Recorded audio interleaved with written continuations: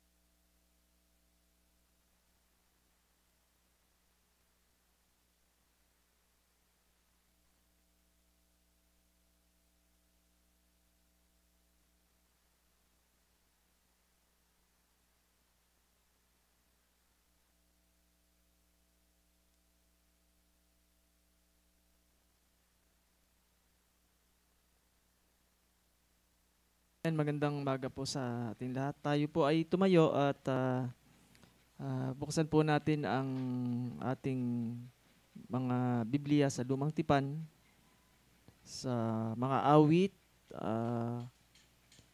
chapter 46, verse 6 to 10.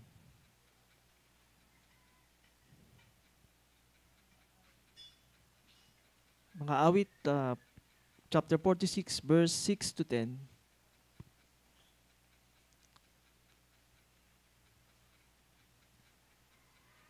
Amen. Kung ating pong nahanap na, sabay-sabay po nating basahin.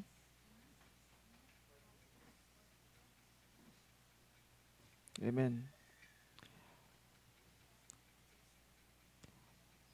Ang mga bansa ay nagkagulo, ang mga kaharian ay nagpasuray-suray. Binigkas niya ang kanyang tinig, ang lupa ay natunaw. Ang Panginoon ng mga hukbo ay kasama natin. Ang Diyos ni Jacob ay kanlungan natin. Pumarito kayo, inyong masdan ang sa Panginoon gawa, kung paanong gumawa siya ng pagwasak sa lupa. Kanyang pinahinto ang mga digmaan hanggang sa mga dulo ng lupa. Kanyang pinuputol ang sibat at binabali ang pana. Kanyang sinusunog ng apoy ang mga karwahe. Kayo ay magsitigil at kilalanin ninyo na ako ang Diyos. Ako'y namumuno sa mga bansa. Ako'y namumuno sa lupa. Amen. Manalangin po tayo sa Panginoon. Salamat, O Diyos, sa salita mo na patunay, O Diyos, na Ikaw, Panginoon, ang aming kaligtasan, Panginoon, at Ikaw, Panginoon, ang nagpapanatili, Panginoon, sa buhay namin. Bagamat kami po ay makasalanan, Panginoon, Ikaw pa rin, Panginoon, ang mapanghawak, Panginoon, sa aming mga buhay. Salamat, Panginoon, sa umagang ito na kayo po, O Diyos, lamang ang mapurihan, mapasalamatan, at mabigyan, Panginoon, ng papurit kadakilaan na iyong pangalan, O Diyos. Tangi, O Diyos, na Ikaw lang ang makapagbibigay at sa amin, lalo na, Panginoon, sa aming gawain na ito na Ikaw, O Diyos, ang manguna, Panginoon. Turuan mo kami, Panginoon, ang aming mga puso'y buksan, ang isipan, na makita namin, Panginoon, lalo, Panginoon, ang iyong mga kalooban na binigay mo sa amin, Panginoon. Salamat, Panginoon, sa iyong biyaya at pag-ibig, O Diyos, sa bawat isa. Pinupuri ka namin at tinululahati, O Diyos, sa tanging pangalan ni Jesus. Amen. Buksan po natin ang Jeremias sa Old Testament. Call to worship po pala tayo sa awitin, Behold Our God. Amen.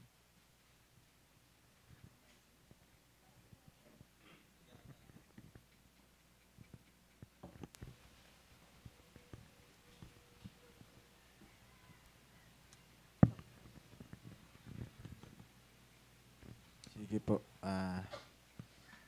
Tayo po ay aawit na Behold Our God.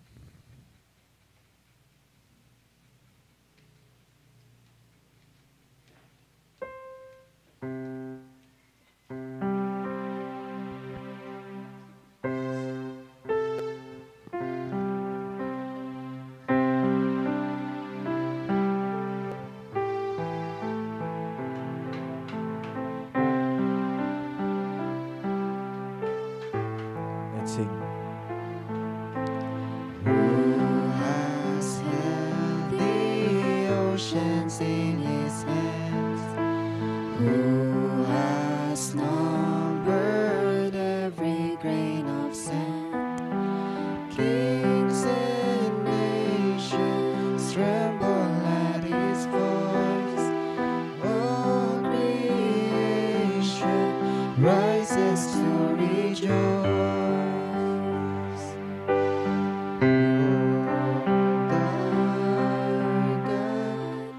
Seated on his throne, come let us adore him. Behold the King, nothing can compare. Come let us adore.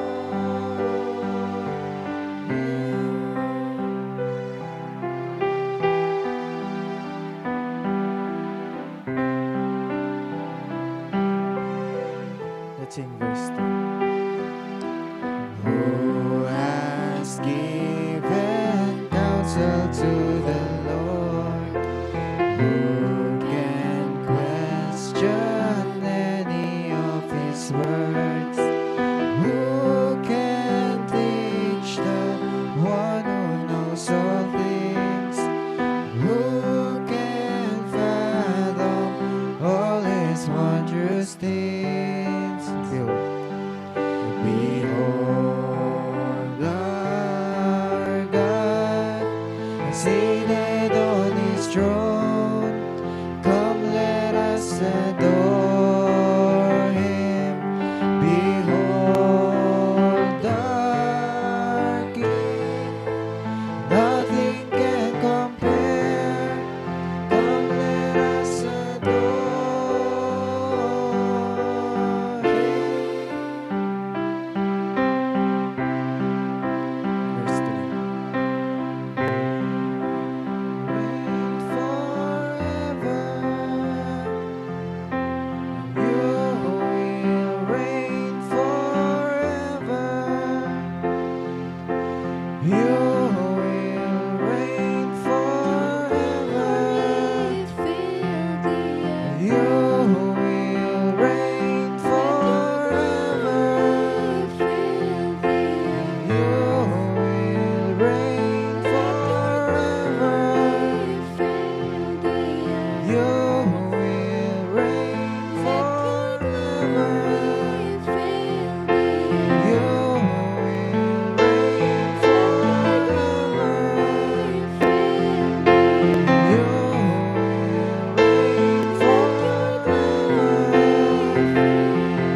Behold our God, seated on His throne. Come, let us adore Him. Behold our King, nothing can compare. Come, let us adore. Behold our God, seated on His throne. Come, let us adore Him.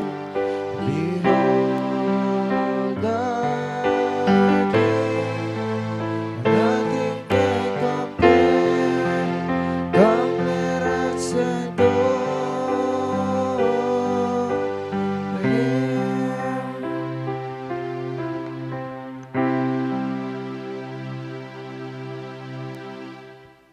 Bayan rin na po tayong umupo.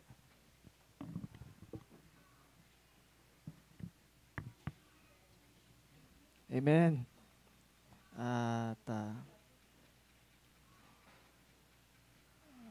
At basahin po natin ng ating lumang tipan. Buksan natin sa Jeremiah verse 1, chapter 1 verse 4 to 8.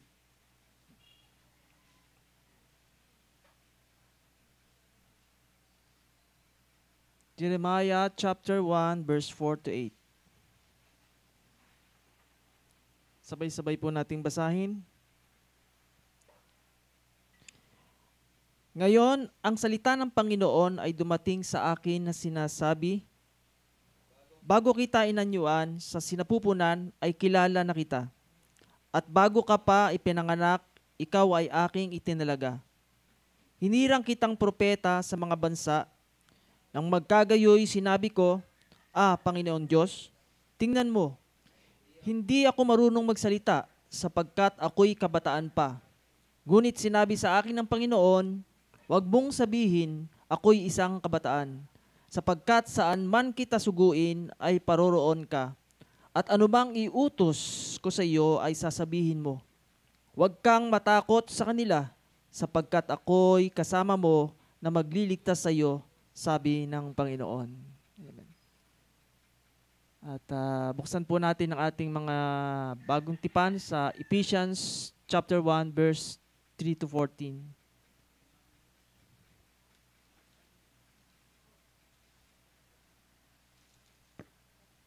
Ephesians chapter 1, 3 to 14.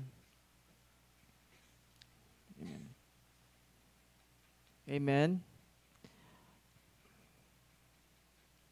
Purihin nawa ang Diyos at Ama ng ating Panginoong Hesukristo, na siyang nagpapala sa atin kay Kristo ng bawat pagpapalang espiritual sa sangkalangitan, ayon sa pagkapili niya sa atin sa Kanya bago itinatag ang sanlibutan, upang tayo'y maging banal at walang dungi sa harapan niya sa pag-ibig. Tayo'y itinalaga sa pagkupkop upang maging Kanyang mga anak sa pamamagitan ni Jesucristo ayon sa kabutihan ng Kanyang kalooban, para sa kaikapupuri ng Kanyang maluwalhating biyaya na pinagkakaloob niya ng walang bayad sa atin sa pamamagitan ng minamahal. Sa Kanya mayroon tayong katubusan sa pamamagitan ng Kanyang dugo, na kapatawaran ng ating mga kasalanan ayon sa mga kayamanan ng Kanyang biyaya, na pinagsagana niya sa atin sa lahat ng karunungan at pagkaunawa, na ipinaalam niya sa atin ang hiwaga ng Kanyang kalooban ayon sa mabuting layunin ng Kanyang tinakdang kay Kristo, bilang katiwala na kaganapan ng panahon, upang tipunin ang lahat ng bagay kay Kristo, ang mga bagay na nasa sangkalangitan at ang mga bagay nasa ibabaw ng lupa. Sa Kanya ay tumatanggap din tayo ng isang mana na itinalaga ng una paayon sa layunin niya na gumagawa ng lahat ng mga bagay ayon sa Kanyang pasya at kalooban, upang tayo na unang umasa kay Kristo ay mabuhay upang purihin ang Kanyang kaluwalhatian. Sa Kanyang kayo'y rin naman na nakarinig ng salita ng katotohanan, ang ebanghelyo ng inyong kaligtasan. At kayo na sumasampalataya sa Kanya ay tinatatakan ng pinangakong Espiritu Santo. Siya ang katibayan ng ating mana hanggang sa ikatutubos ng pag-aari sa ikapupuri ng Kanyang kaluwalhatian. Tayo po'y tumayo at awitin natin ang Amazing Grace.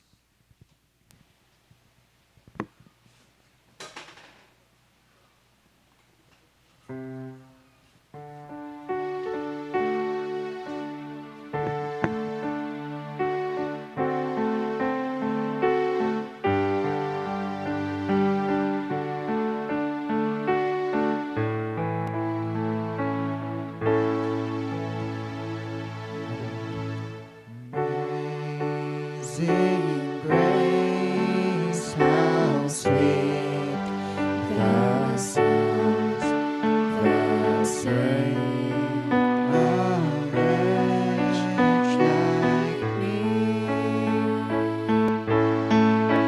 I was once lost, but now I'm found. Was blind, but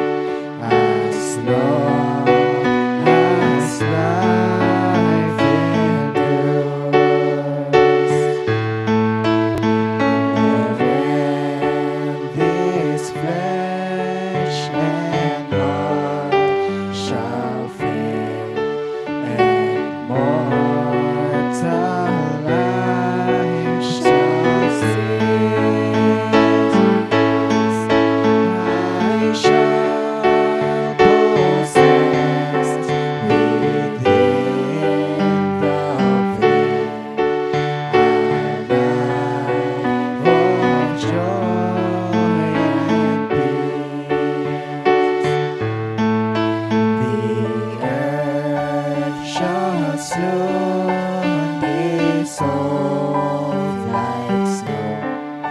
The sun forbear to shine,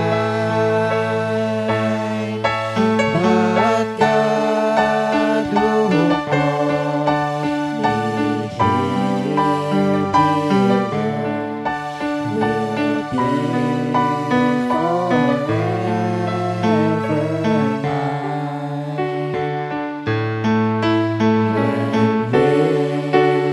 10,000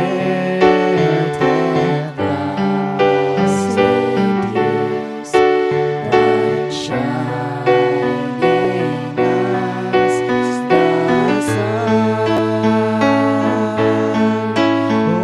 we've known less days to sing God's praise than when we first begun. We've known less days to sing God's praise than when we first begun.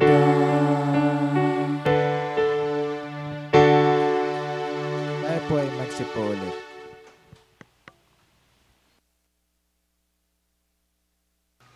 Sa ating pong pagpapatuloy sa pagsamba sa ating Panginoon,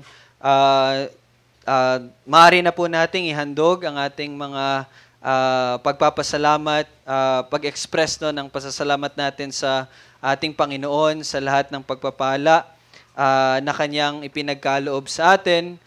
Meron pong box sa likod and even sa online, meron po tayong GCash account. Pwede nyo po i-send doon at sa pagpapatuloy ay pasalamatan po natin ang Panginoon. Let us pray.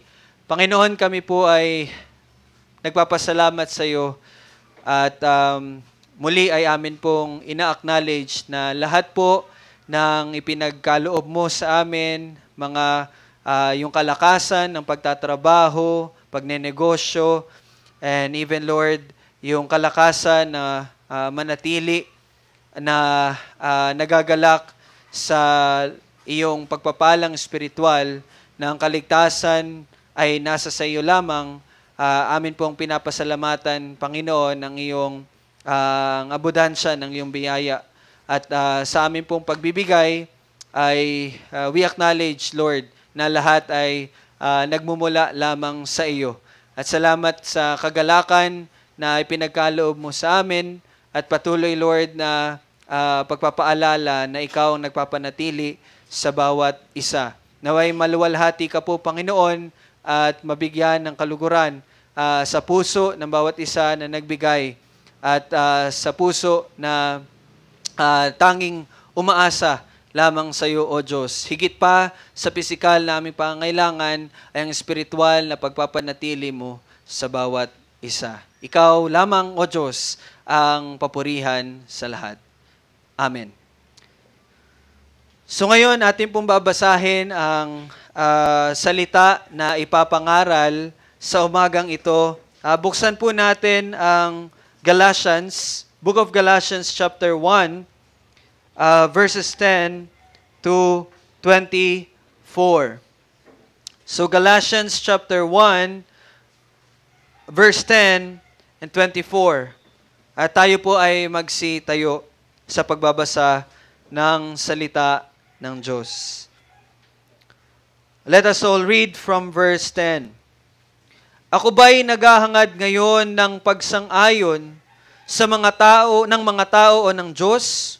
O sinisikap ko bang bigyang lugod ang mga tao? Kung ako'y nagbibigay lugod pa rin sa mga tao, hindi sana ako naging alipin ni Kristo. Sapagkat nais kong malaman ninyo, mga kapatid, na ang ebanghelyo na aking ipinangaral ay hindi ayon sa tao, sapagkat hindi ko ito tinanggap mula sa tao o itinuro man sa akin, kundi sa pamagitan ng pahayag ni Hesukristo. Sapagkat inyong narinig ang uri ng aking dating pamumuhay sa Judaismo, kung paanong marahas kong inusig ang iglesia ng Diyos at sinikap na wasakin ito. At ako'y nanguna sa Judaismo ng higit kaysa marami sa mga kasinggulang ko sa aking mga kababayan. Higit na masigasig ako sa mga tradisyon ng aking mga ninuno. Ngunit nang malugod ang Diyos na sa akin ay nagbukod, buhat pa sa sinapupunan ng aking ina, at sa akin ay tumawag sa pamagitan ng kanyang biyaya, na ipinahayag ang kanyang anak sa akin, upang siya'y aking ipangaral sa mga hentil. Hindi ako sumangguni sa sino mang laman at dugo. O nagtungo man ako sa Jerusalem sa mga apostol na una sa akin, kundi nagtungo ako sa Arabia, at muli akong nagbalik sa Damasco. Nang makaraan ng 3 taon, nagtungo ako sa Jerusalem upang dalawin si Cephas, at namalaging kasama niya ng 15 araw. Ngunit wala akong nakita sa mga ibang apostol, maliban kay Santiago na kapatid ng Panginoon. Tungkol sa mga bagay na isinusulat ko sa inyo, sa harapan ng Diyos, hindi ako nagsisinungaling. Pagkatapos ay nagtungo ako sa mga lupain ng Syria at Cilicia, ngunit hindi pa ako mukhang nakikilala sa mga iglesia ng Judea na kay Kristo. Narinig lamang nila na sinasabi, siya na dating umuusig sa atin, ngayoy ipinapangaral niya ang pananampalataya na dati sinikap niyang wasakin. At kanilang nilawalhati ang Diyos dahil sa akin. Purihin ang Diyos sa kanyang salita. At bago ang pangangaral, tayo po'y umawit muna at awitin natin ang Be Thou My Vision.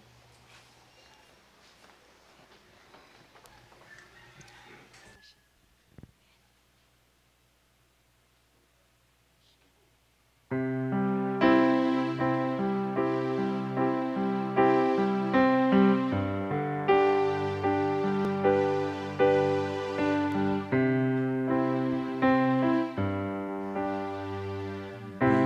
thou my vision, O Lord.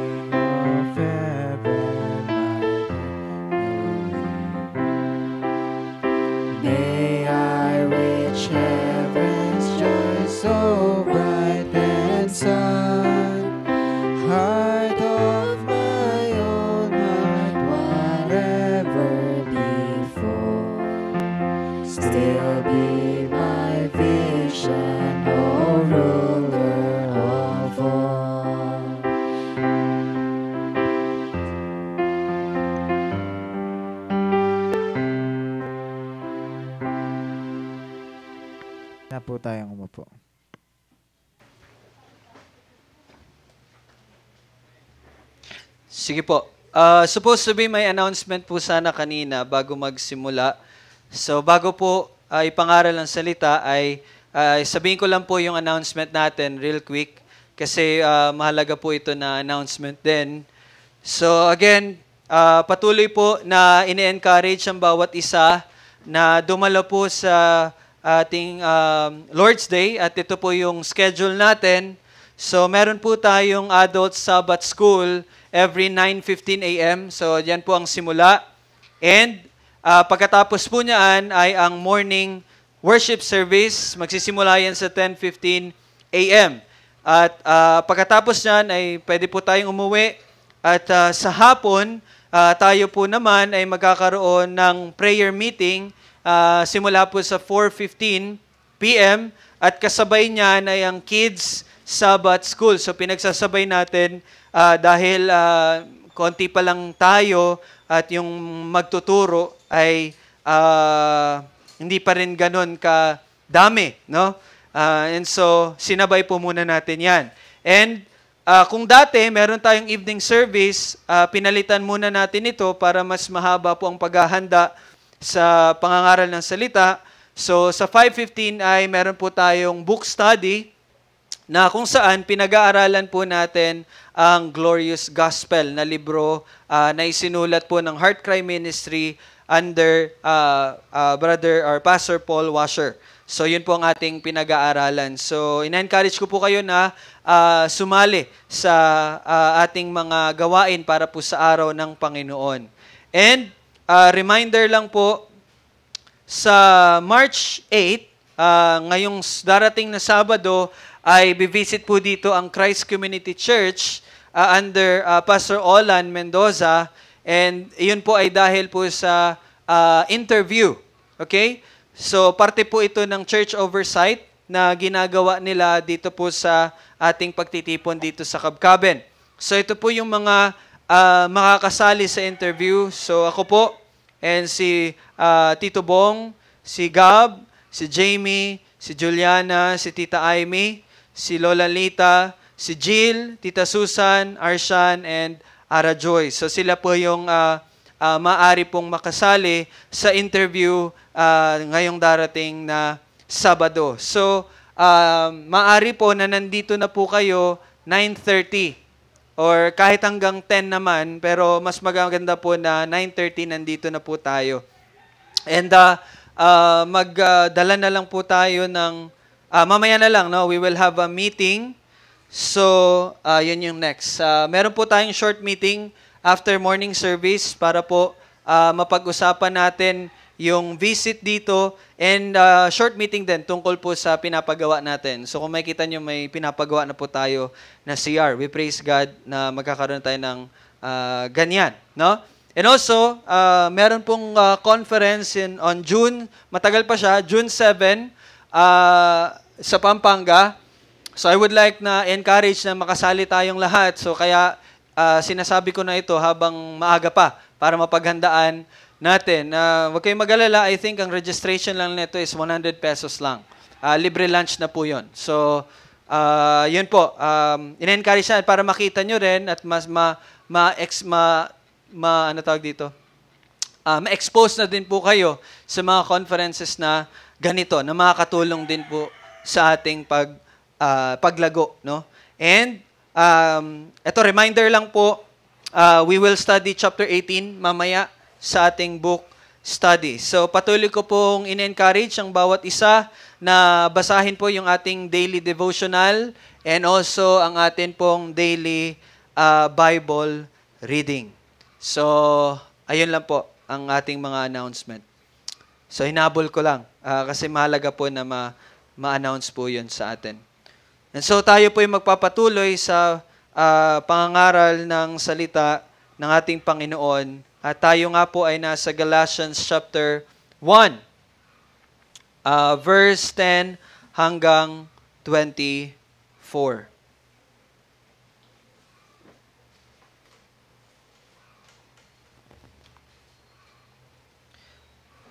Okay, last Sunday, nung nakarang linggo po, ay nakita natin sa salita ng Diyos doon sa mula po verse 6 hanggang verse 9, na meron lang pong iisang ebanghelyo. At kung matatandaan nyo po kanina sa atin pong Adult Sabbath School, ay tinanong po sa atin, ano ba ang ebanghelyo? At ang ebanghelyo po ay ang mensahe ng magandang balita na nagmumula sa Diyos na ang kanyang pagliligtas or pagtubos sa kanyang mga hinirang mula sa kanilang kasalanan sa pamagitan ni Jesucristo. And so last Sunday, binigyan ng diin ng salita ng Diyos na iisa lang ang ebanghelyo. Bakit? Meron pong 4 na ipinesenta last Sunday. Iisa lang ang ebanghelyo dahil ito po ay inihayag na sa simula pa man. So mababasa po natin yan sa Genesis chapter 3, verse 15. Na pagkatapos na magkasala ang tao, ay nagbigay ng pangako ang Diyos ng kaligtasan sa pamagitan ng binhi ng babae. At nabasa natin yan sa Genesis 3:15. Iisa lang ang ebanghelyo dahil ang kaligtasan po ay nagmumula at sa pamagitan lamang ng Diyos. At kung matatandaan nyo, on the same chapter, sa Genesis chapter 3, nang si Eva at si Adan ay nagkasala, sila ay gumawa ng pantakip sa kanilang katawan sa pamagitan ng dahon ng igos. Pero on verse 21, ay pinalitan ito ng Panginoon. Ang Diyos mismo ang nagbigay sa kanila ng pantakip at yun ay sa pamagitan ng balat ng hayop na nagpapakita na merong mamamatay. No, yun ay isa ding anino na merong mamamatay on behalf of us para mapagtakpan or para matakpan ang ating kasalanan. So, iisa lang po ang ebanghelyo dahil ito ay pinatunayan ng kasaysayan. No? Hinubog ang kasaysayan upang maipakita sa atin na si Kristo nga ang tagapagligtas. Hindi po nahubog ang ebanghelyo dahil sa kasaysayan. Hindi po. Baliktad. Ang kasaysayan ng hinubog ng Diyos upang maipakita sa atin na si Jesus ang kanyang ipinangako doon sa Genesis 3:15. At iisa lang ebanghelyo dahil ito ay ang patotoo ng Diyos. Ito po mismo ang testimony ng ating Panginoon. Pero meron po problema. No, dito sa Galatians, kung matatandaan niyo po, pumunta tayo sa Galatians dahil dito natin nakita ang unang letter ni Pablo na kung saan ina-address niya ang problema sa iglesia sa Galatia na kung saan ang mga hentil na mga mananampalataya ay tinanggap yung maling katuruan na kailangan din nilang tuliin at kailangan nilang sumunod sa Mosaic law para sila ay maligtas. No?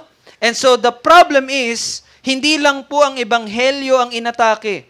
Bagkus ang pagiging apostol or yung kredibilidad po ni Pablo. Yun din po ang isa sa mga target ng mga huwad na mga guro. Pero ito po ang katotohanan. Ang ebanghelyo ni Pablo ay ang ebanghelyo ng Diyos. So, yung ebanghelyo, yung ipinapahayag ni Pablo ay pagpapahayag ng ebanghelyo ng Diyos. At yun po ang makikita natin dito sa salita ng Panginoon na ipapangaral sa atin ngayon. Tingnan natin ang verse 10. Sabi sa verse 10, sabi ni Pablo, ako ba'y naghahangad ngayon ng pagsang-ayon ng mga tao ng Diyos? O sinisikap ko bang bigyang lugod ang mga tao? Kung ako'y nagbibigay lugod pa rin sa mga tao, hindi sana ako naging alipin ni Kristo. So ano po ang pinapakita dito ni Pablo? Kung makikita nyo dyan, ito yung dahilan ng pagiging matatag niya at walang takot na pagsasalita nung sinabi niya sa verse 8 and 9. Ano ba sinabi niya sa verse 8 and 9? Sumpain ang sino mang magturo ng ibang ebanghelyo. 2 beses inulit ni Pablo na kung sino man, no? Sinabi niya pa nga doon, ni anghel. No? Ni anghel na nagmula sa langit. No, kung sino man ang ibang tao na magturo ng ebanghelyo, ng ibang ebanghelyo, siya ay sumpain. So, saan nagmumula yung katatagan ni Pablo na magsalita ng iyon? At yun ay makita natin sa verse 10. Pinapakita niya at sinasabi niya dito na ang kanyang paglilingkod ay sa Diyos at hindi sa tao. Kaya gayon na lamang siya katatag, no, ka-bold na magsalita na iyon. Tunay dahil ang kanyang ebanghelyo, hindi ko po ibig sabihin na sa kanya, but ang ebanghelyo na kanyang inihahayag ay ang ebanghelyo ng Diyos. Bakit? Ito ay kanyang pinatunayan. Tingnan natin sa verse 11. Sabi niya, sapagkat nais kong malaman ninyo, mga kapatid, na ang ebanghelyo na aking ipinangaral ay hindi ayon sa tao. No?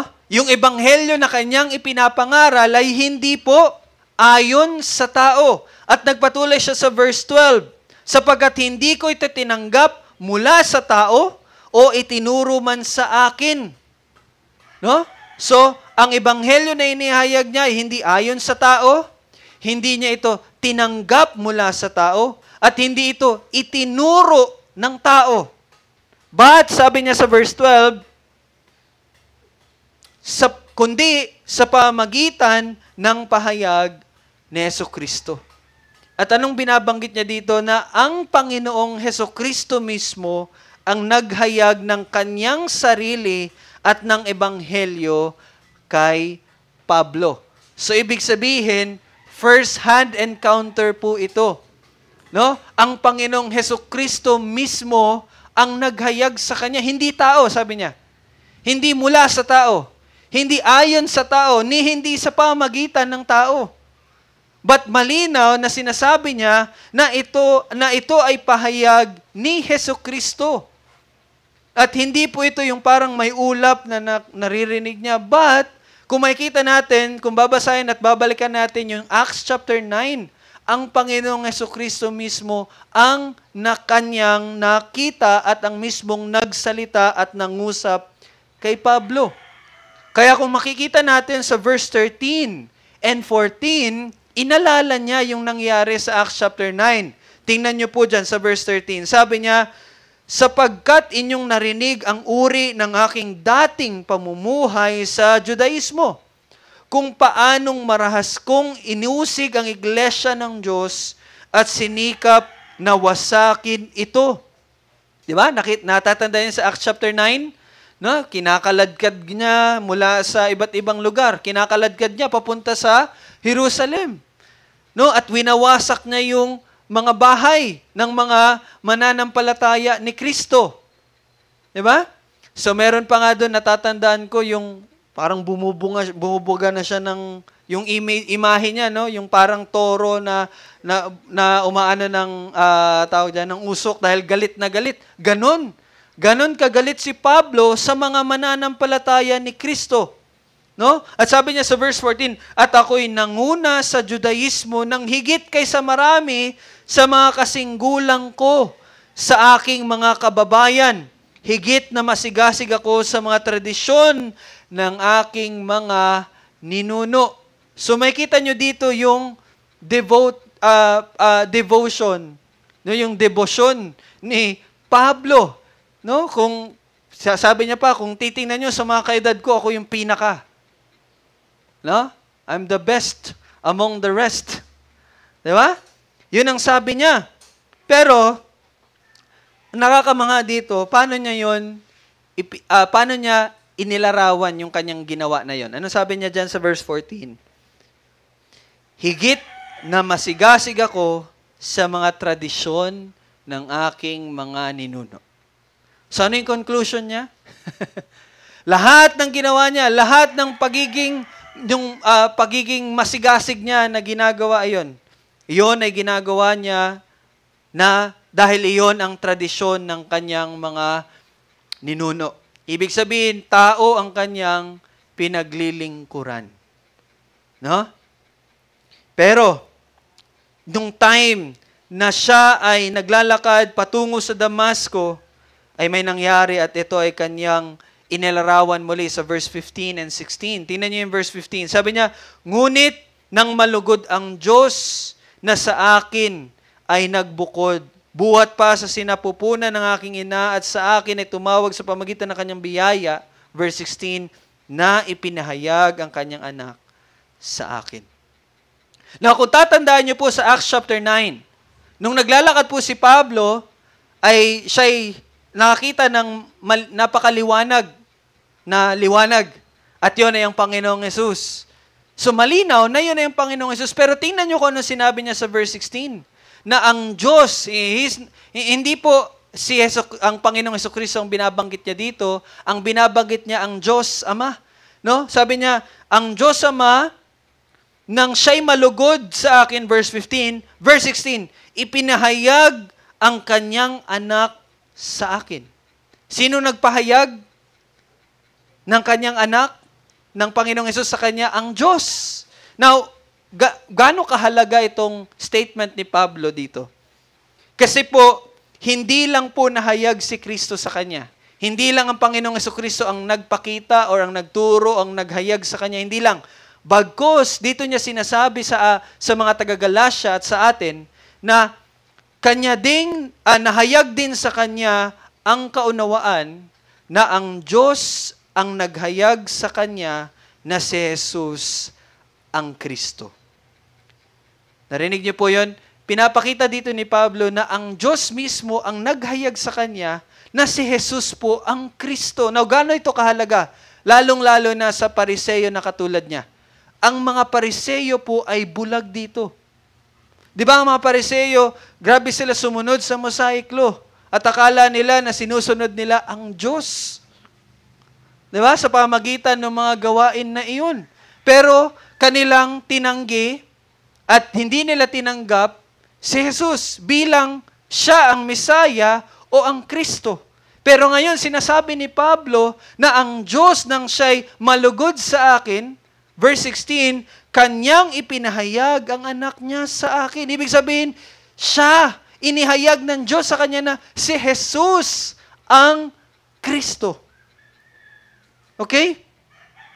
So, dito natin makikita na itong kabulagan na meron ng mga Hudyo, ang mga Pariseo, ay siya namang binigyan ng liwanag ng Diyos sa kanya. Okay?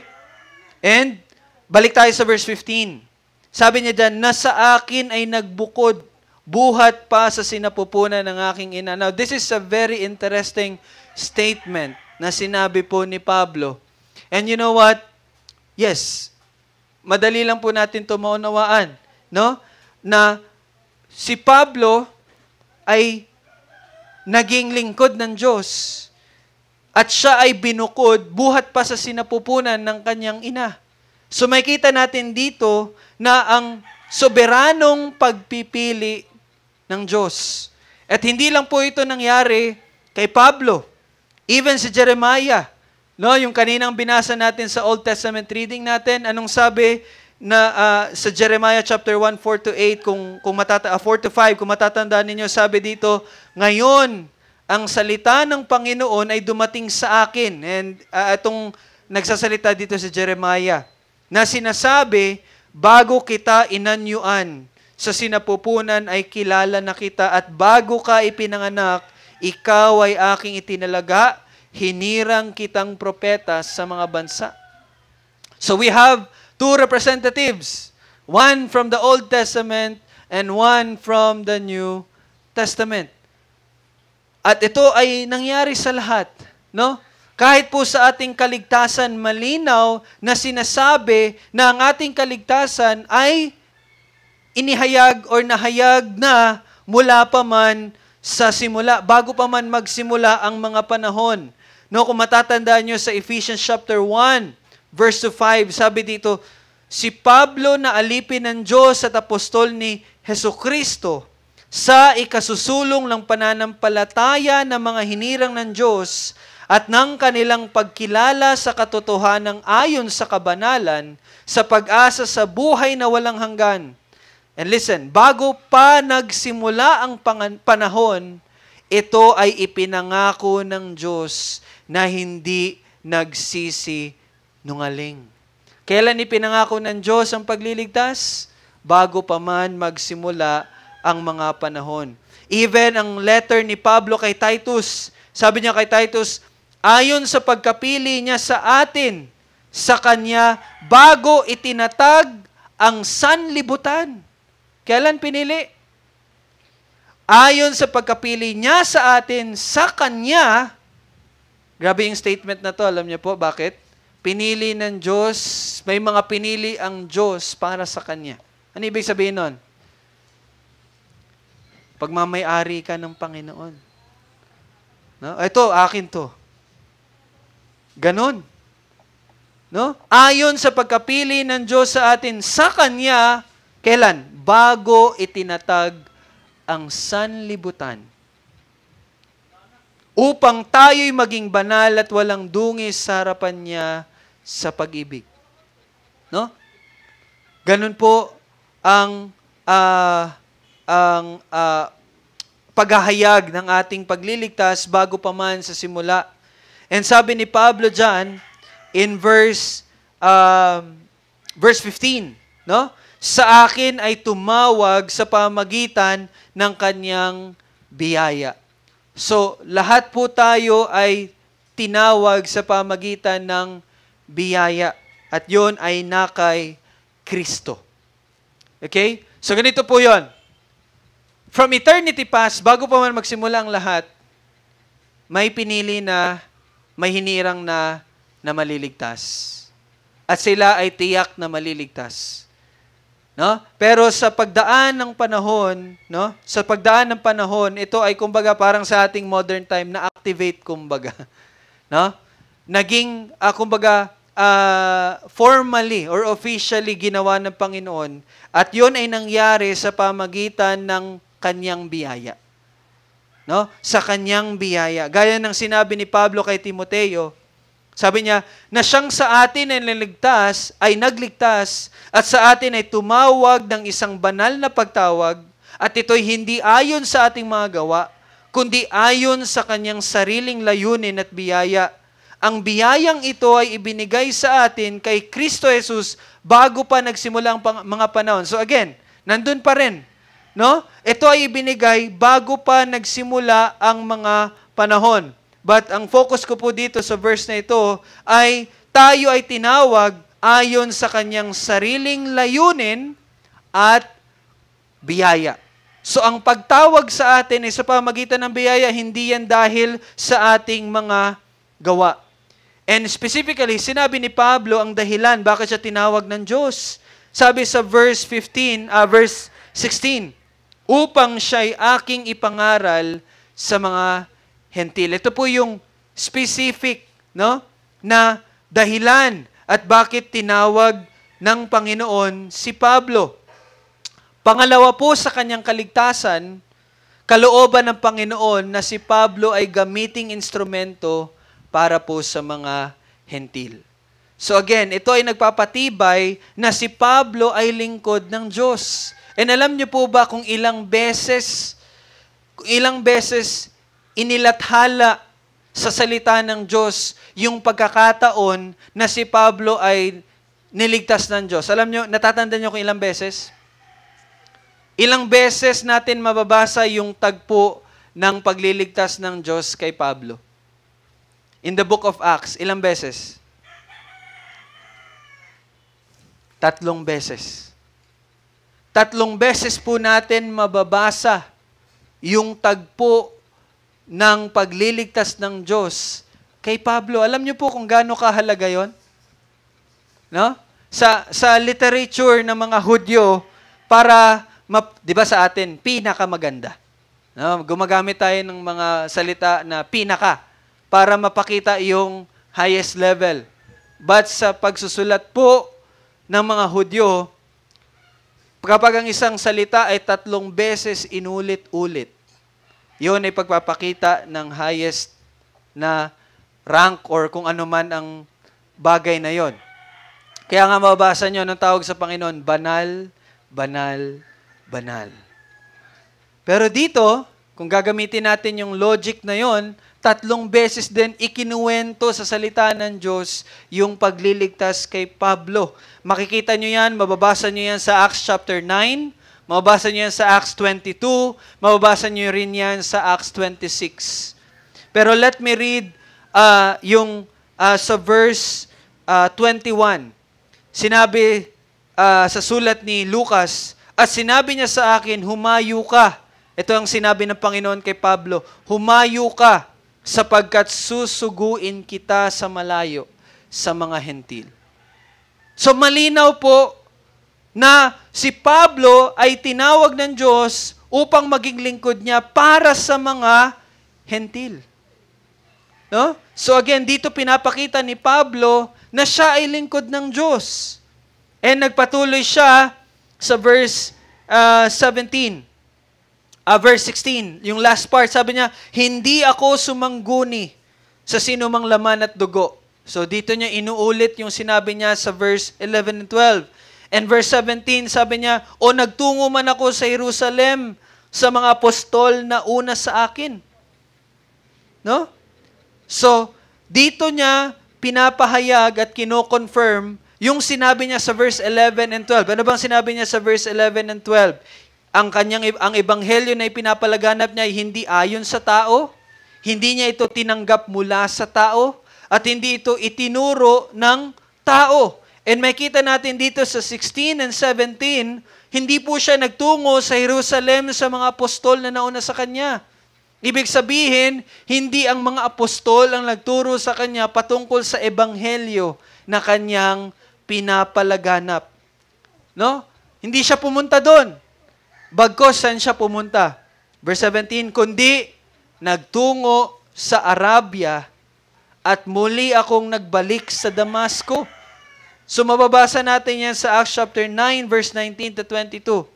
And in verse 18, dito natin makikita kung gaano katagal siya nanatili doon sa Arabia at Damasco. Sabi sa verse 18, nang makaraan ang 3 taon. So gaano siya katagal nanatili sa Arabia? 3 taon. Anong ginawa niya doon? Wala po tayong mababasa patungkol doon kung ano ang kanyang ginawa. Pero one is certain, na sa time na nasa Arabia siya, ang Panginoon ang naghahayag sa kanya at nagbibigay liwanag ng salita ng Diyos sa kanya sa pamagitan ng kasulatan. No? Ito yung time na si Pablo ay, pwede nating sabihin, tinuturuan ng Panginoon, gaya ng pagtuturo ng Panginoon sa 12. Gano'ng katagal na natili ang Panginoon kasama nila, tinuturuan sila, 3 taon din. So nakita natin na ganito yung pattern, no? So nang makaraan ng 3 taon, no? So dito binibigyang linaw ni Pablo na kumbaga ito yung mga evidence na hindi yung ebanghelyo na tinuturo niya ay hindi mula sa tao. No, hindi ayon sa tao. At nagpatuloy siya sa verse 19. Verse 18, sorry. Nang makaraan ng 3 taon, nagtungo ako sa Jerusalem upang dalawin si Cephas at namalaging kasama niya ng 15 araw. And verse 19, ngunit wala akong nakita sa mga ibang apostol maliban kay Santiago na kapatid ng Panginoon. Now, ano yung kahalagahan ng parte na ito? Dito pinapakita niya na hindi siya nasa ilalim ng 12. Kasi usually, discipleship is pagtuturo, passing on. No? Pagtuturo. Pero hindi po siya tinuruan. Hindi siya sinanay ng 12. Bagkus, tunay na ang Diyos Ama at Panginoong Hesus ang direktang tumawag at nagturo sa Kanya. And in verse 20, tingnan niyo po kung gaano ka-bold na sinabi ni Pablo tungkol sa mga bagay na isinusulat ko sa inyo. Sabi niya, tungkol sa mga sinasabi ko ngayon. Ano sabi niya?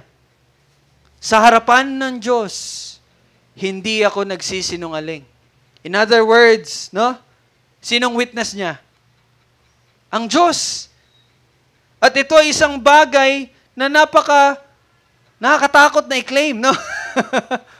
It's a very bold claim na nagpapakita ng kalakasan ng loob ni Pablo sa lahat ng kanyang sinasabi. No? Kaya ba natin yung sabihin? Sa harap ng Panginoon, totoo yung sinasabi ko sa inyo. Pero here, Pablo boldly declared, sa harapan ng Diyos, hindi ako nagsisinungaling. No?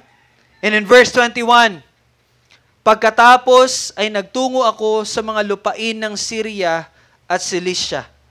Now, ano pong dahilan? Bakit siya nagtungo sa Syria at Cilicia? Tatandaan nyo sa Acts chapter 12 or 11 or 10.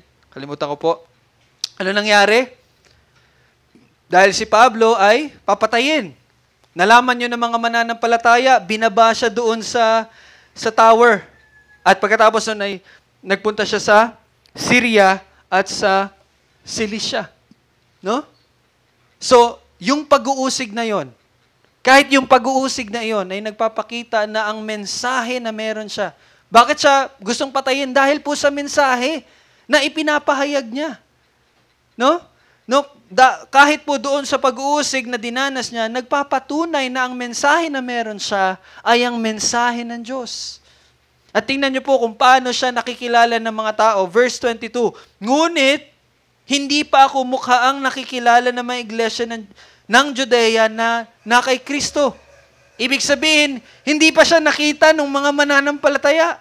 So, dito pinapakita ni Pablo kung gaano po walang contact siya. Wala siyang contact sa mga mananampalataya na nasa Jerusalem. No? And verse 23, narinig lamang nila, natin niyo yung verse 23, narinig lamang nila na sinasabi, siya na dating umuusig sa atin, ngayoy ipinapangaral niya ang pananampalataya na dati sinikap niyang wasakin. Wow. No? Ipinapangaral niya ang pananampalataya na dati niyang sinisikap wasakin. Ano po yung mensahe na yon? Yun po ang ebanghelyo. Ano yung sinasabi ng mga mananampalataya na ipinapangaral ni Pablo na dating gusto niyang wasakin? Ang ebanghelyo. No? So ito po ay confirmation na ang mensahe ni Pablo ay gayon ding sa mga apostol. No? Ibig sabihin, ang ebanghelyo na itinuturo ni Pablo ay ang ebanghelyo ng Diyos. So dito po mula sa verse 10 hanggang verse 24, pinapakita ni Pablo sa mga taga-Galacia na yung sinabi kong ebanghelyo sa inyo, yung tinuturo kong ebanghelyo sa inyo, yan ay ang ebanghelyo ng Diyos. And actually, nagpatuloy siya sa chapter 2. No? Tingnan lang natin yung ibang parte ng chapter 2 because next week, ito yung ating ito yung ipapangaral sa atin. Let us quickly, tingnan natin sa parte na to ng pagpapakita ni Pablo ng kanyang ebanghelyong dala ay gayon din sa 12. Tingnan niyo po yan sa verse 1 and verse 2. Pagkalipas ng 14 na taon, so, haba, no? Muli akong nagtungo sa Jerusalem kasama si Bernabe at isinama ko rin si Tito. Ngunit ako'y nagtungo dahil sa isang pahayag at isinaysay ko sa harapan nila ang ebanghelyo na aking ipinapangaral sa mga hentil. So isa sa mga purpose niya, bakit siya pumunta doon, isa na daw, isinalaysay niya sa mga apostol ang ebanghelyo na kanyang ipinapangaral sa mga hentil. No? And kung magja-jump kayo sa verse 9, anong naging tugon ng mga apostol? At nang malaman nila ang biyayang sa akin ay pinagkaloob, ang mga kanang kamay ng pakikisama ay ibinigay sa akin at kay Bernabe, nina Santiago, Cephas at Juan. sila na itinuturing na mga haligi upang kami ay pumunta sa mga hentil at sila'y para sa mga tuli. Ano nangyari sa verse 9? No? Inihayag, isinalaysay ni Pablo ang kanyang ebanghelyo na tinuturo niya at ang naging tugon ng mga nila Cephas, nila Santiago at ni Juan, sabi diyan, ibinigay nila ang kanang kamay. Sabi diyan, ang mga kanang kamay ng pakikisama ay binigay sa akin. Ano ibig sabihin ni Pablo dito? No, verse 9, ang mga kanang kamay ng pakikisama ay binigay sa akin. Now, sa mga Eastern countries, ang phrase po na yan, yung kanang kamay ng pakikisama, ito po ay salita na nagpapakita ng mark of partnership.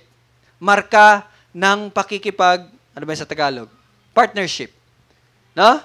So, ibig sabihin, sa parteng ito, pinatunayan ni Pablo na sila Cephas, sila Santiago, sila Juan, ay sang-ayon sa ebanghelyong itinuturo at ipinapangaral niya sa mga hentil. No? At anong naging instruction nila sa kanila? Anong ginawa nila?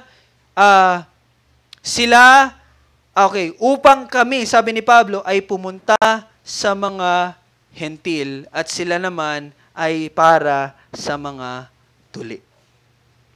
So, dito nyo makikita sa parte na to, chapter 1, verse 10, hanggang chapter 2, hanggang verse 9, makikita natin dito na ang ebanghelyong dala ni Pablo ay ang ebanghelyo ng Diyos.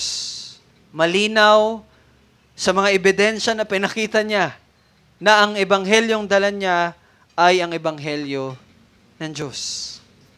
Ngayon ang tanong, ano ang ebanghelyo? Diba? So, Paul proved na ang kanyang ebanghelyo ay ebanghelyo ng Diyos. Ngayon, na nakita natin yon at malinaw yun sa salita ng Diyos. Now, the question is, what is the gospel? Ano ang ebanghelyo na itinuturo ni Pablo? Ano ang ebanghelyo na itinuro ni Cephas ng mga apostol? At ito'y napakahalaga na ating maunawaan. And habang inaaral ko po ito, malawak sa 13 letters, hinahanap ko doon, ano ba doon? Kasi maraming parte doon na ituro ang ebanghelyo.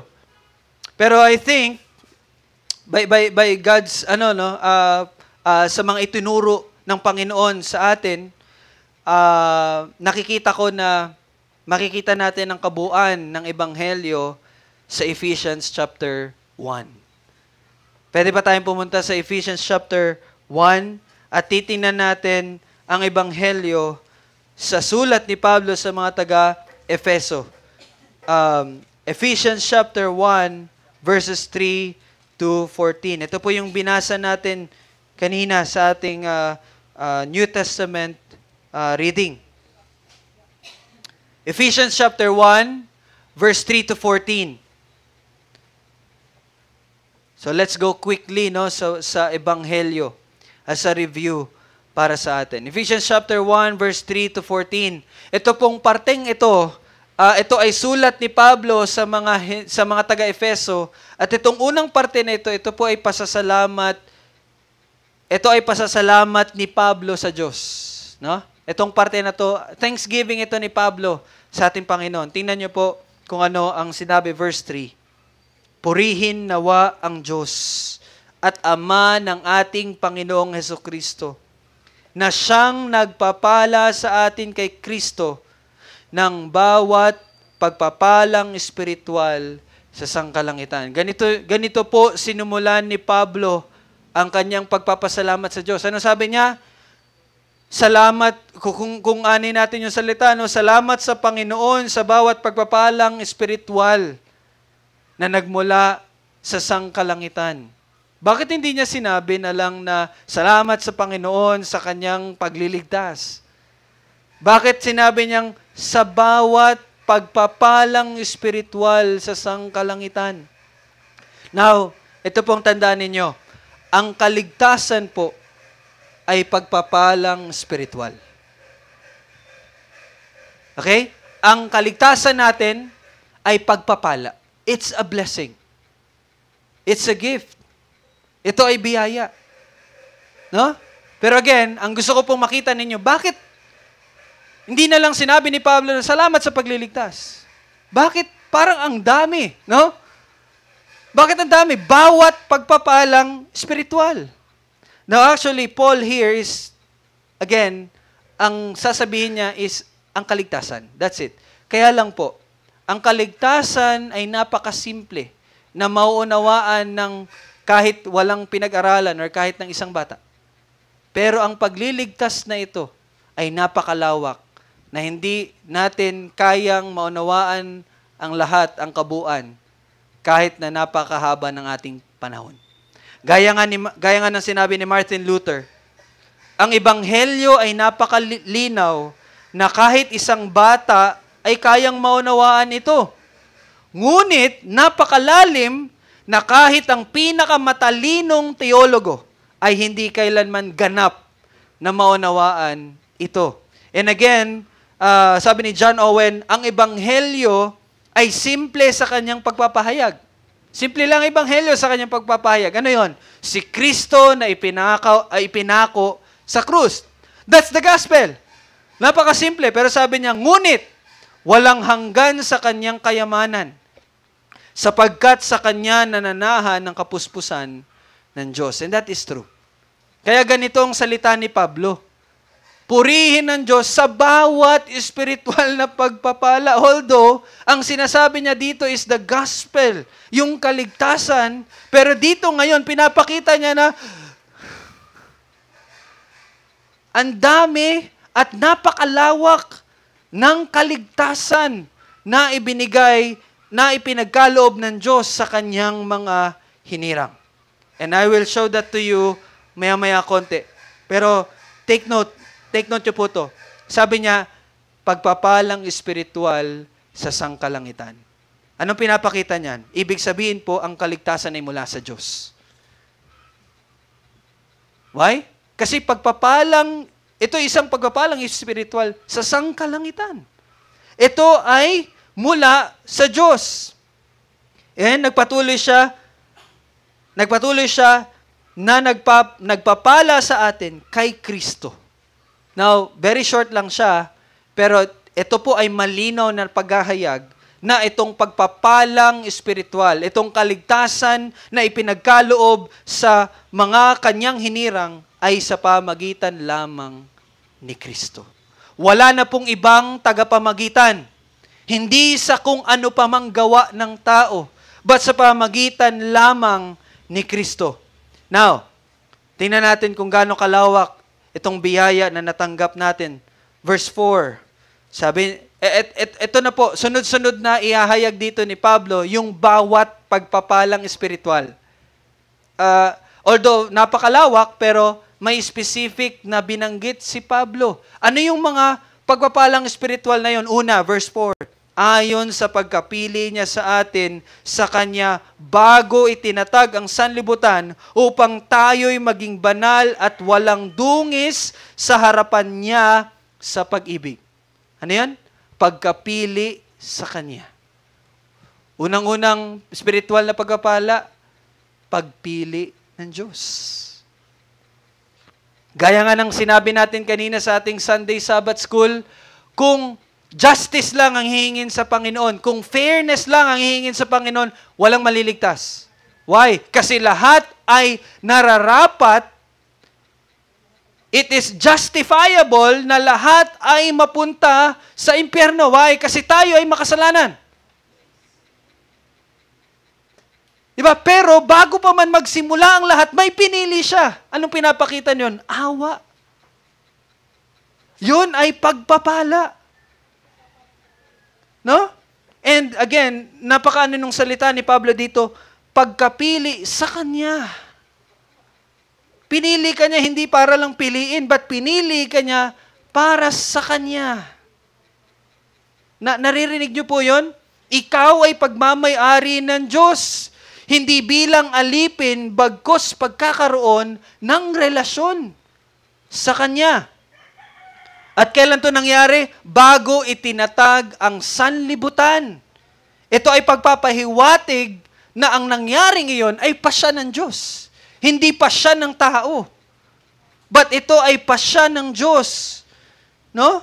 At ano yon? Pinili tayo bago pa itinatag ang sanlibutan upang ano daw? Maging banal at walang dungis sa harapan ng Diyos. Now, hindi po ito nagtuturo na dapat ka mamuhay ng banal para maligtas ka.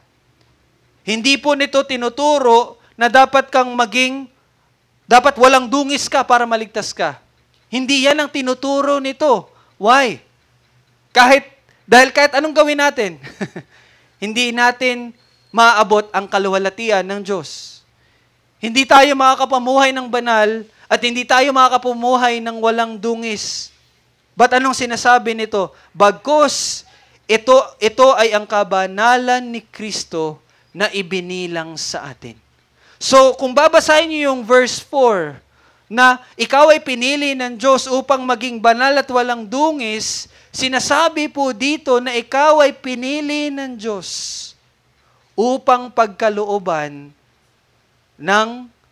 upang ibilang sa'yo ang katuwiran ng kanyang tanging anak na si Jesus. Yun po ang sinasabi dito. Nararapat na mangyari ito dahil tayo ay nadungisan ng kasalanan at hindi kayang linisin ang ating sarili. That's our only hope. No? Yun lang po yung pag-asa natin, na ibilang ang katuwiran ng Diyos sa atin. At yun ay ginawa niya sa pamagitan ng katuwiran ni Kristo. So that's pagpapalang spiritual. And another one, verse 5. Ano yung another na pagpapalang spiritual na ipinagkaloob sa atin? Verse 5. Tayo'y itinalaga sa pagkupkup upang maging kanyang mga anak sa pamagitan ni Jesucristo ayon sa kabutihan ng kanyang kalooban. So ano yung pangalawang binanggit ni Pablo ng pagpapalang spiritual? Ang pagkupkup upang maging kanyang mga anak. Now malinaw po na paglalarawan ito ng relasyon na meron tayo sa Diyos. Hindi lang po pagkakasundo ang nangyari. Di ba? We know na ang Diyos mismo ang nagkasundo sa atin. Siya mismo ang nagkasundo. Bagaman tayong nagkasala, siya ang nakipagsundo. Okay? Pero hindi lang po yun upang makipagsundo. Bagkus, kundi pati ang pagiging kabilang sa sambahayan ng Diyos. At paano nangyari ang pagkupkup? Sa pamagitan ni Jesucristo. So again, malinaw, hindi po sa kung ano ang ating ginagawa o gagawin. But ikaw ay naging anak ng Diyos, na pabilang ka sa sambahayan ng Diyos sa pamagitan lamang ni Jesucristo. At ito ay ayon sa kabutihan ng kanyang kalooban. So ibig sabihin, mula po sa Diyos, no? Ito ay mula sa Diyos, hindi dahil may kabutihang nakita sa atin, kundi dahil siya ay mabuti. Hindi dahil mabuti ka, bagkus dahil siya ay mabuti. And verse 6, sinabi dito ano yung layunin. Sabi sa verse 6, para sa ikupupuri ng kanyang maluwalhating biyaya. No? Kung meron man pong hinihingi sa atin, hindi po yun gawa, hindi yun pagsunod sa kung ano mang kautusan, but yun ay ang pasasalamat. Kaya huwag nang pagsikapin. No? Huwag na nating pagsikapan sa pamagitan ng ating sarili. Bagkus mapuno tayo ng pasasalamat at pagpupuri sa kanyang, paano to nilarawan? Maluwalhating biyaya. Glorious gospel. The glorious grace na ibinigay niya, ipinagkaloob niya.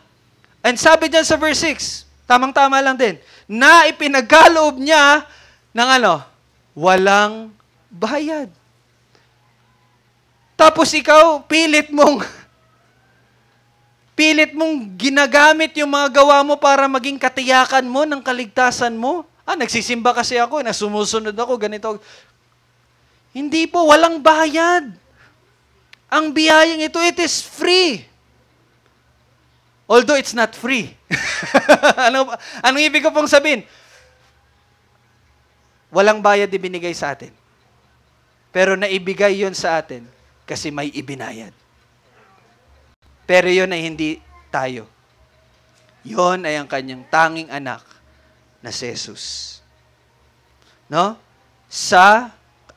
Verse 6, nandyan na rin pala, sa pamagitan ng minamahal. Sino yung minamahal na yon? Yon ay ang kanyang tanging anak na si Jesus. Binayaran. No?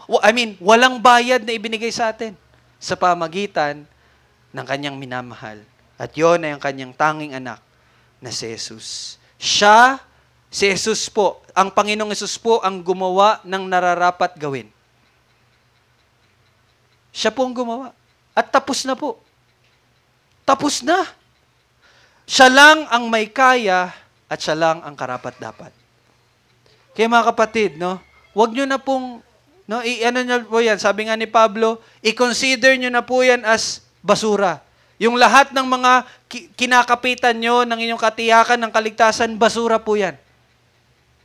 Consider it all rubbish. Sabi ni Pablo.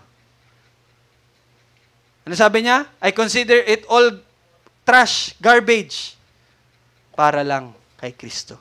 Kasi siya lang, si Kristo lang, ang kaligtasan. No? So, yun. Verse 7. Nagpatuloy si Pablo sa pagpapalang espiritual na ipinagkaloob sa atin. Verse 7, sa Kanya'y mayroon tayong katubusan. Katubusan, bakit po? Tayo ay nararapat na tubusin dahil tayo ay makasalanan. At ang kabayaran ng kasalanan ay kamatayan. So we are bound. Bound to hell po tayo. Nararapat na pagbayaran natin yung ating kasalanan. Kaya po tayo ay mamamatay ng walang hanggan. When pag sinabi ko pong mamamatay ng walang hanggan, ibig sabihin po tayo ay nasa impyerno. Pero tayo po ay may katubusan. Tinubos po yun. Binayaran po yun. Sino nagbayad? At paano to binayaran? Sabi diyan sa verse 7, sa pamagitan ng kanyang dugo. At kapag sinabing sa pamagitan ng kanyang dugo, ito ay tungkol sa kanyang kamatayan. Ang pagkamatay ni Kristo, ang propitiation and expiation ng ating mga kasalanan. Propitiation, ibig sabihin, binayaran yung ating kasalanan. No? Expiation naman ay yung pagbabalik ng maayos na relasyon. Nawala na yung galit ng Diyos sa atin sa pamagitan ng kanyang dugo. No? At ito ay ang nagdulot ng kapatawaran ng ating mga kasalanan. Ayon sa kayamanan ng kanyang biyaya. So paulit-ulit na malinaw na ang kaligtasan po ay biyaya lamang. So wag nyo na pong gawin yon sa pamagitan ng sarili nating mga sikap. Wala po yang halaga. So ano yung pagpapalang espiritual na binanggit sa verse 7? May katubusan. May kapatawaran. And basahin natin 8 to 10. Na pinasagana niya sa atin sa lahat ng karunungan at pagkaunawa, na ipinaalam niya sa atin ang hiwaga ng kanyang kalooban ayon sa mabuting layunin na kanyang itinakda kay Kristo. Malinaw, no? Bilang katiwala ng kaganapan ng panahon upang tipunin ang lahat ng mga bagay kay Kristo, ang mga bagay na nasa sangkalangitan at ang mga bagay na nasa ibabaw ng lupa. Mga kapatid, ipinaalam po ito sa atin. Kanina, ano yung pinag-aralan natin sa Sabbath School natin? Chapter 20, section number 2. Sa pamagitan ng kanyang salita, tayo ay naligtas. At anong salita na yon? Ang Ebanghelyo. At dito sinasabi ni Pablo, pinapasagana niya sa atin ang lahat ng karunungan at pagkaunawa. No? Hindi ka lang po informed. Transformed. Reformed sa salita ng Diyos. No? And in verse 11, sabi dyan, sa Kanya. Sino dito? Sino yung sa Kanya dito? Kung babalikan nyo po, nasa verse 6 ang ating pinag-usapan. Yung minamahal. Ang Panginoong Yesus sa Kanya. Now, this is specifically ang ating Panginoong Yesus. Sa Kanya, kay Kristo, ay tumanggap din tayo ng isang mana. No? Again, kay Kristo pa rin. Hindi po sa gawa, kay Kristo pa rin. Tumanggap din tayo ng isang mana. Ano yung mana na to? Ang lahat po ng spiritual na pagpapala. No? Natanggap natin ito kay Kristo. And verse 12, upang tayo na unang umasa kay Kristo ay mabuhay para ano daw? Upang purihin ang kanyang kaluwalhatian. Ito po yung bunga ng kaligtasan. Ito yung bunga ng kaligtasan. Hindi upang mabigatan. No? Naligtas, ebanghelyo, naihayag na sa ebanghelyo, pero bigat na bigat ka pa rin. Why? Kasi nga, pinangahawakan pa rin natin yung mga gawa natin. Pero malinaw po dito sa verse 12, ang bunga ng kaligtasan na hindi upang mabigatan lang po tayo ulit, bagkus kalayaang nagdudulot ng lubos na pasasalamat at pagpupuri sa kanyang maluwalhating biyaya. Freedom po, kalayaan po, kaginhawaan po, at kapahingahan ang dulot ng pagliligtas ng Diyos. No, yung matutulog ka ba na alam mo kung hindi ka na gumising bukas, you are really resting in peace. Walang pangamba. Hindi ka takot mamatay. Bagkus, sa mananampalataya, ang kamatayan ay isang kagalakan. Hindi yan bagay na ikinakatakot. Mas matuwa pa kayo kung mamamatay na po tayo. Sa totoo lang. Gaya nga sabi ni Paul Washer in one of his preaching, sabi niya, yung mga tao daw na sikat dati nung bata pa siya. Kasi matanda na si Paul Washer. Yung mga malalakas, mga sikat na mga atleta nung time niya, sa panahon nila ngayon, siyempre, tumanda na sila. Nawala na yung kaluwalhatian nila. Nawala na yung glory nila. Wala na yung kasikatan nila. Wala na yung ano ng katawan nila. Wala na. Wala na yung kagalingan nila. Pero one of the thing na na-amaze ako, sabi ni Paul Washer, pero ako, ang aking katawan ay nangihina na. Pero malapit nang magsimula ang kaluwalhatian ko. Sabi ni Paul Washer. Yun yung glory na meron tayo, mga kapatid. Kapag tayo ay umalis na dito sa mundong ito. No? So yun po ang kagalakan na meron tayo. O baka mamaya magsitalunan kayo sa ano. Hindi po gano'n, no? Hindi po gano'n. Ibig ko lang sabihin, no? Sana magalak po kayo sa deadline na meron, sa due date nyo. No? Yun ang kagalakan. Or yung due date man na yun, ay hindi dumating, pero maunahan tayo, bumalik ang Panginoong Yesus. So, magalak din po tayo. Natatakot pa po ba kayo? No? Naway, wala na pong pangamba. No? And verse 13 and 14, sa Kanya, tayo rin naman, na nakarinig ng salita ng katotohanan, ang ebanghelyo ng kaligtasan. Ito po yung tanong ko kanina. Anong ebanghelyo? Ito ang salita ng katotohanan. Yun po ang ebanghelyo. Ang salita ng katotohanan, ang ebanghelyo ng ating kaligtasan. Ay tinaktakan tayo ng ipinangakong Espiritu Santo. At anong Espiritu Santo? Verse 14, siya ang katibayan ng ating mana. Ibig sabihin po kapatid, sure po ang kaligtasan. Hindi yan mawawala. Hindi ka madidisqualify. Hindi yan anong tawag doon? Hindi yan babawiin. Hindi yan may expire. Hindi po. Bagkus may binigay na down payment, mga kapatid. Sino dito yung maraming down payment? Kasi maraming utang. Ha? Danas na danas ko po yan ngayon, yung mga down payment na yan. Pero on a serious note, mga kapatid, no? Tunay po yung down payment. May katibayan. May paunang bayad at yon ay ang Espiritu Santo. Yun ang patunay. Yun ang patunay ng ipinangakong ibibigay ng Diyos sa atin. At yon ay ang Espiritu Santo.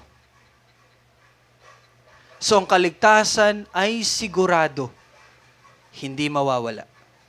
Hindi mo po kayang i-disqualify ang sarili mo. Hindi mo yun magagawa. Ni ang pinakamabigat na kasalanan cannot disqualify you. No. Bakit po? Kasi ang kaligtasan ay sa ginawa ng Panginoon sa pamagitan ni Kristo. Hindi dahil sa ginagawa natin. That's the gospel. Yon ang ebanghelyo na ipinapangaral ni Pablo.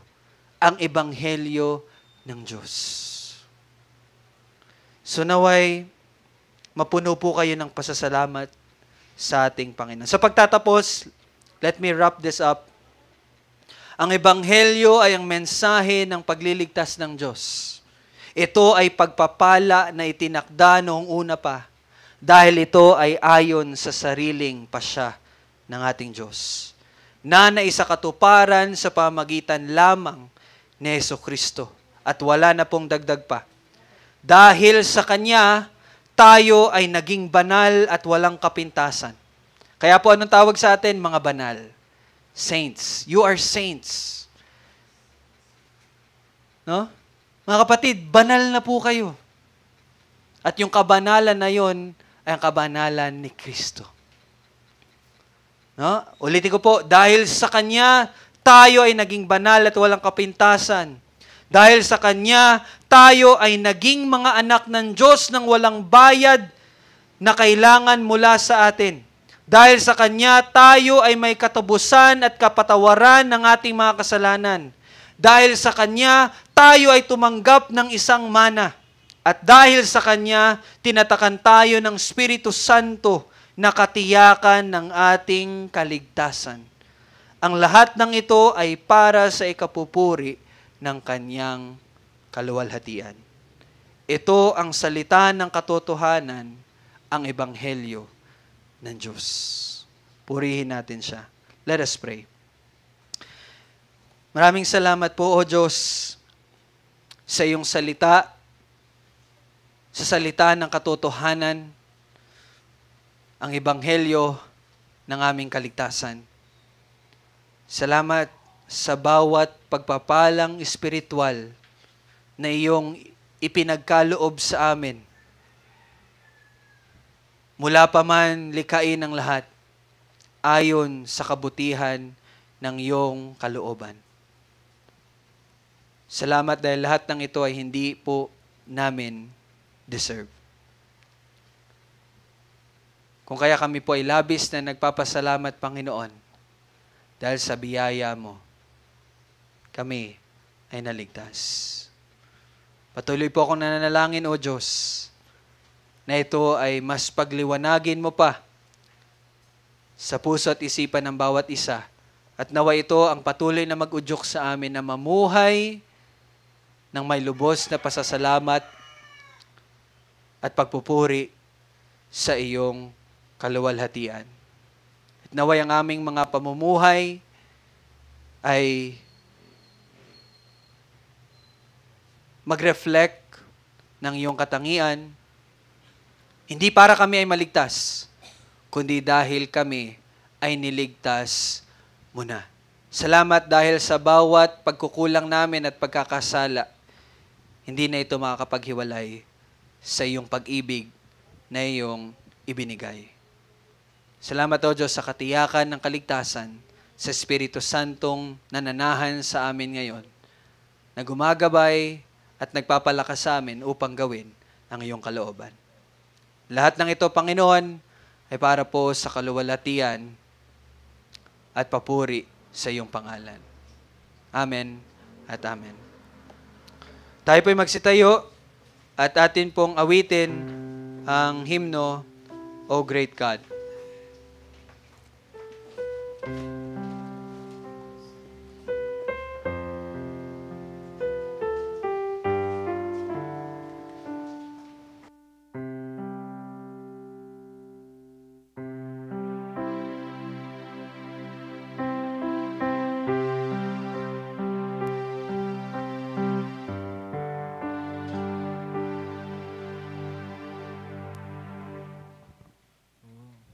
Great God, Occupy my lonely heart. own it all and reign supreme. Conquer every rebel power. Let no vice or sin remain that resist your holy one. You have loved and purchased me. Make me yours forevermore.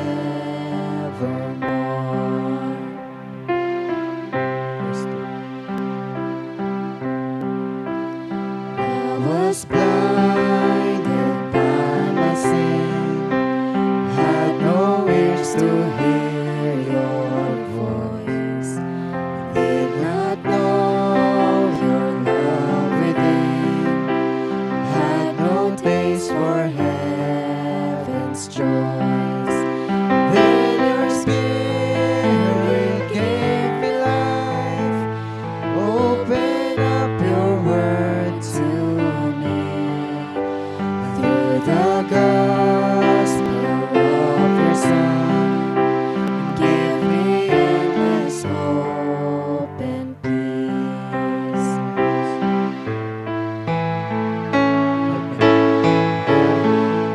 Me now to live a life that's dependent on your grace. And keep me heart and guard my soul from the evils that I face. You are worthy to be praised with my every thought and deed. Oh, great God of highest heaven, glorify your name through me. You are worthy to be praised with my every thought and deed. Oh, great God of highest heaven, glorify your name through me.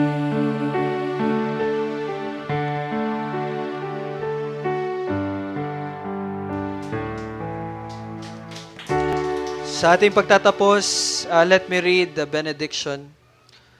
Lumugaw kayo sa biyaya at sa pagkakilala sa ating Panginoon at tagapagligtas na si Jesucristo. Sumakanya nawa ang kaluwalhatian ngayon at hanggang sa araw ng walang hanggan. Amen at amen. Happy Lord's Day po sa lahat. See you po ulit mamayang hapon.